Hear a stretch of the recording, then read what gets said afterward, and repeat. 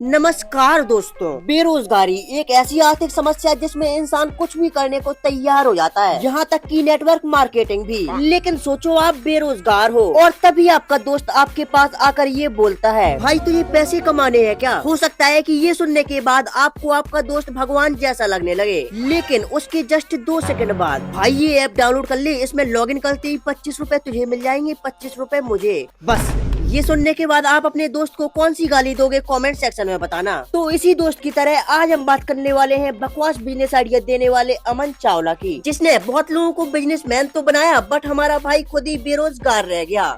भाई आपको ये बिजनेस अपने दोस्त के लिए करना है, वो कभी नहीं बोलेगा कि उसको इस चीज की जरूरत है। भाई उसको चाहिए शिलाजीत। भाई मैंने आज ही पता करा है, मार्केट में शिलाजीत का जो रेट चल रहा है 1 लाख रुपए किलो चल रहा है। भाई आपको 1 महीने में 10 किलो शिलाजीत इकट्ठी करनी है तो आपने महीने के कमाए 10 लाख रुपए। और भाई ये बंदा क्या बोले जा रहा है। ऐसे तो फिर मैं भी बोलूं कि एक डायमंड की कीमत है 2.5 लाख रुपए, आपको ढूंढने हैं केवल 2 डायमंड, और इस तरह से आपने दिन के कमाए 5 लाख रुपए और महीने के कमाए 1.5 करोड़। अबे वो शिलाजीत है, इन आंटी का जहर नहीं जो जितना मन चाहा उतना इकट्ठा कर लिया। और वो सब तो फिर भी ठीक है, ये बताइए शिलाजीत मिलता कहाँ है। भाई शिलाजीत जो है वो पहाड़ों पे मिलती है, जैसे हिमालय के पहाड़ पे 3000 फीट ऊंची। गाइस शिलाजीत हिमालय की तो पहाड़ में मिलता है और वो भी केवल 3000 फीट की ऊंचाई पर। और अपन लोगों को इकट्ठा कितना करना है, केवल 10 किलो। साले 3000 फीट की ऊंचाई पर 10 किलो शिलाजीत इकट्ठा करने के लिए 10 किलो हटेगा। तब भी तुझे 10 किलो तो छोड़, अगर 2 किलो शिलाजीत भी नसीब हो गया ना तो बताना। और तू 3000 फीट की ऊंचाई पर चढ़ेगा कैसे। भाई शिलाजीत लाने के लिए आपको लगेगा एक फावड़ा और एक रस्सी और चढ़ जाना है पहाड़ों पे शिलाजीत इकट्ठी करने। भाई बस यही देखकर तो पहाड़ पर चढ़ने वाले वापस आने की बजाय मरना पसंद करते हैं, क्योंकि वो तो चूतिया है जो इतना कुछ लेके जा रहे पहाड़ पर चढ़ने के लिए। असल में तो एक फावड़ा और रस्सी से काम हो जाएगा।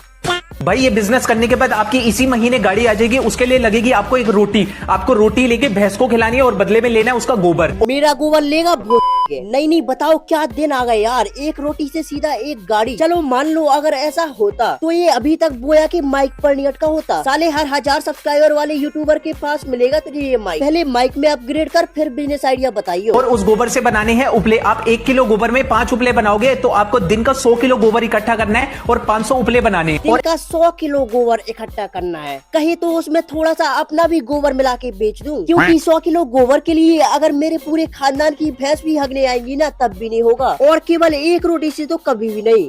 एक उपला जो है वो 2 रुपए का बिकता है, तो इस हिसाब से आपने 500 उपले 2 रुपए के हिसाब से बेचे तो दिन का कमाया आपने 1000 रुपए और महीने का कमाया आपने 30,000 रुपए। अब ये जो 30,000 रुपए इकट्ठा हुआ है आप इसको ले जाओ शोरूम में और इसकी डाउन पेमेंट कर दो, कोई भी गाड़ी निकलवा सकते हो इससे। हाँ फिर अपनी पूरी लाइफ में गोबर बेचते रहना, क्योंकि EMI भी तो भरोगे ना। हाँ वो ऑप्शनल है कि जीपे भी कर सकते हो। और वो सब तो फिर भी ठीक है, ये बताइए कि 30,000 रुपए कौन सी गाड़ी के डाउन पेमेंट में लग रहा। साले भैंस हकते हकते मर जाएंगी लेकिन किस्तें नहीं चुकेंगी। और एक तो पूरे 10 दिन का गोबर एक दिन में हगवारा, पता नहीं एक रोटी में ऐसा क्या ही मिला के खिला देगा। भाई ये बिजनेस कोई भी कर सकता है, चाहे वो कॉलेज का बच्चा हो चाहे वो जॉब करता हो। आपको कॉलेज खत्म होने या जॉब खत्म होने के बाद एक खरीदना है झूला।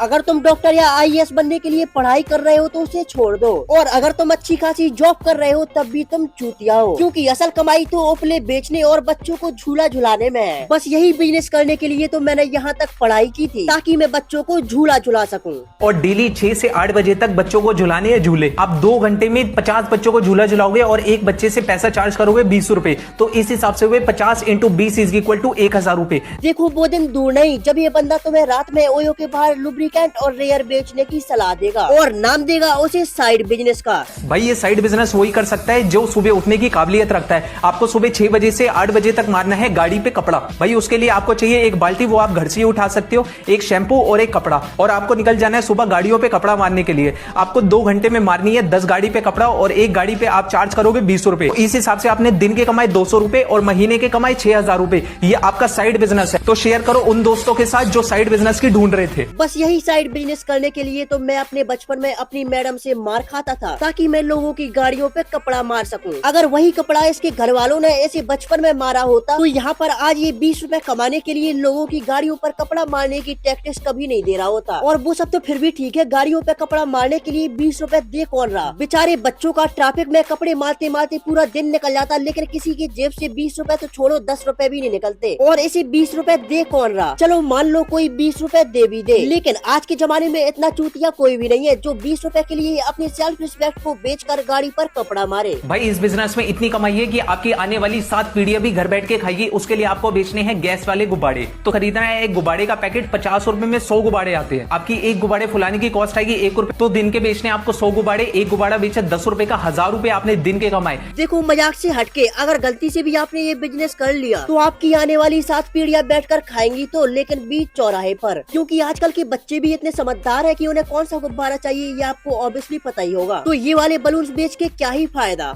भाई ये बिजनेस वो ही कर सकता है जो लोगों के खड़े कर सकता है। भाई आपको लोगों के खड़े करने हैं बाल, और बदले में लेने हैं उनसे पैसे। भाई ये बाल ना खड़े होना आजकल के लौंडों की सबसे बड़ी समस्या है। इसकी वजह से उनको पूरी जिंदगी सिंगल रहना पड़ता है। बाल खड़े नहीं होंगे तो कोई लड़की दिखेगी नहीं, और कोई लड़की दिखेगी नहीं तो वो शादी किससे करेंगे। तो इसी वजह से इस बिजनेस में अंधा पैसा है। भाई आपको एक लड़के के बाल खड़े करने के लेने हैं 30 रुपए, आपको दिन के 100 लड़के के बाल खड़े करने हैं, तो आपने दिन का कमाया 3000 रुपए। इस हिसाब से महीने का हुआ 90,000 रुपए। तो भाई आपको सुबह शाम लड़कों के बाल खड़े करने हैं। सुबह आप निकल जाना कॉलेज के बाहर, और शाम को निकल जाना ट्यूशन के बाहर या क्लब के बाहर। ठीक है, मैं बाल खड़े करने के लिए क्लब के बाहर चला जाऊंगा, लेकिन तूने ये तो बताया ही नहीं कि मैं दूसरों के बाल खड़े कैसे करूं, फूंक लगा के।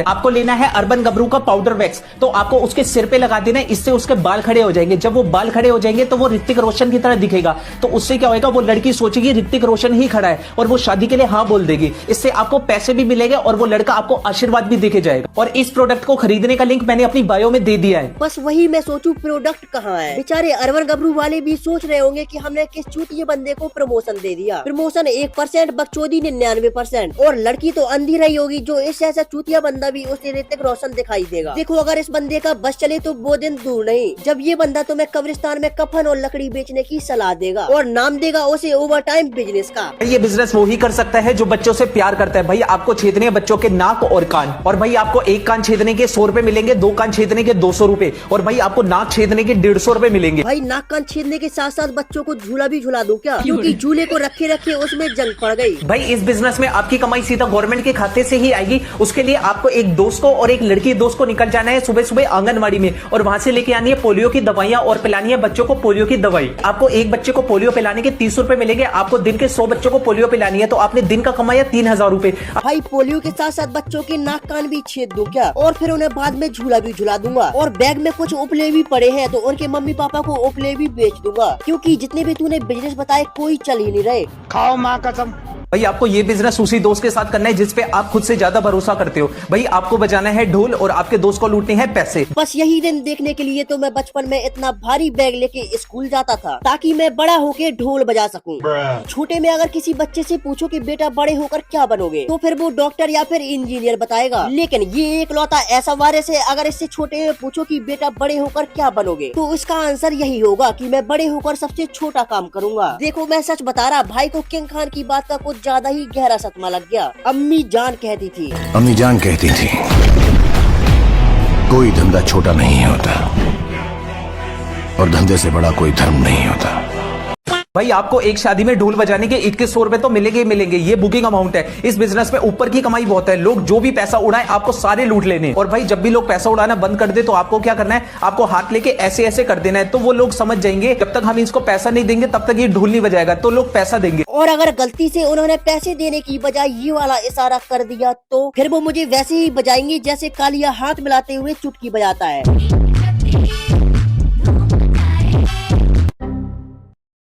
ये स्टार्टअप करने के बाद आपको जिम जाने की जरूरत नहीं है। आपकी बॉडी अपने आप ही बन जाएगी। आपको उठानी है सीमेंट के कट्टे। भाई लो बताओ, बॉडी बनवाने के नाम पर जिंदा मजदूरी करवा रहा और उसे नाम दे रहा स्टार्टअप का। अगर बॉडी ऐसी बनती है तो मैं पतला ही ठीक हूँ। भाई ये बिजनेस वही कर सकता है जिसके पास फोन है। आपको अपना फोन गिरवी रख के लेके आना है जनरेटर, और निकल जाना है शादियों में जनरेटर लेके। एक शादी में जनरेटर वाला 5000 रुपए लेता है, और 500 रुपए का आपका डीजल लग जाएगा। माइनस करेंगे उसमें से तो आपने दिन का कमाया 4500 रुपए। देखो इस बंदे का बस चले तो ये आपको अपने मम्मी के गहने गिरवी रखने की भी सलाह दे देगा, और बोलेगा कि उससे खरीदो एक सांड और बेचो सांडे का तेल। की। भाई आपको याद रखना है, जब भी आप जनरेटर लेके जाओ तो आपको स्मार्ट बन के जाना है। आप लगने नहीं चाहिए कि आप जनरेटर वाले हो। तो इससे क्या होगा, जब भी आप ढोल वालों के पैसे लूट रहे होगे तो उनको शक नहीं होगा कि पैसे आपने लूटे हैं। आपको किसी भी लड़की को शादी में नहीं छेड़ना, क्योंकि एक बार आप पकड़े गए तो आपका जनरेटर भी जाएगा और आपसे जो लूटे हुए पैसे हैं वो भी लिए जाएंगे, और वो जो फोन रखा था वो भी कभी वापस नहीं आएगा। भाई ने सारी प्रिकॉशंस एक साथ दे दी, लेकिन भाई उसका क्या, जो मैं शिलाजी ढूंढने हिमालय पर गया था, अब उतरूं कैसे? और भाई अब झूले में किसे झुलाऊं? और भाई उपले बेच के गाड़ी तो ले ली, लेकिन अब उसकी किस्तें कैसे चुकाऊं? अब तो भैंस हगी नहीं रही। और भाई ढोल किसकी मैयत में बजाऊं? अब तो शादी के ऑफर ही नहीं आ रहे। अगर गलती से आपने इसकी बात पर ट्रस्ट करके गलती से भी कोई भी बिजनेस कर लिया तो आप ठीक वैसे ही बर्बाद हो गए जैसे विंजो ऐप में होता। इसलिए अगर आप बर्बाद नहीं होना चाहते तो इस वीडियो को एक लाइक कर दो। इस वीडियो पे एम करते हैं केवल 100 लाइक्स के लिए, और अगर आपने इस वीडियो पर 100 लाइक्स करा दिए तो आपको जल्दी पार्ट 2 देखने को मिलेगा। तब तक के लिए चैनल को सब्सक्राइब करो और इसे देखो।